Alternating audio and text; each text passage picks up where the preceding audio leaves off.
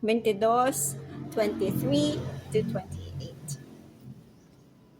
Kamo nga nagatahod sa Ginoo, dayawan niyo siya. Kamo nga mga kaliwat ni Israel, nga amo ni Jacob, nga amo si Jacob. Patunggi kag kahadlokin niyo ang Ginoo.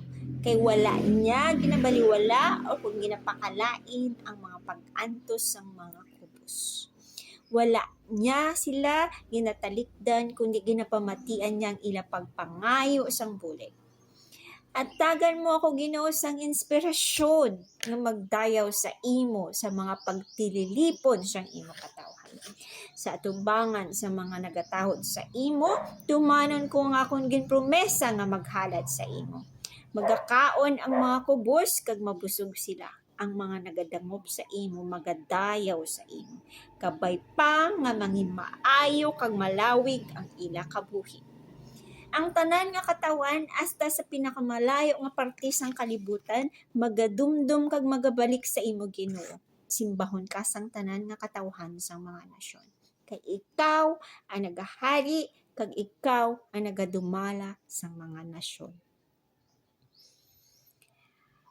Lord, ikaw ang gapamati sa imo mga kubos nga katawhan kag imo nabatian ang ilang mga pag-antos. Gani ikaw magahatag sila sang bulig kag ikaw ang magahatag sa ilang nga pagkaon.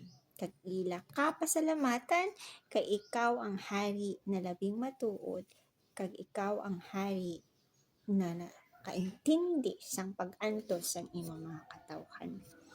Gani ikaw magdumala sa amon mga kabuhi kag ikaw Lord ang magahatag sa amon sang puso na maobra namon ang tanan mo nga ginahatag nga mga ginapaobra sa amon. Gani Lord kaluoyan mo ang ini nga nasyon kag ikaw ang magdumala sa bug-os nga nasyon sang kalibutan. Salamat gid sa imo Ginoo sa ngalan ni Jesus. Amen.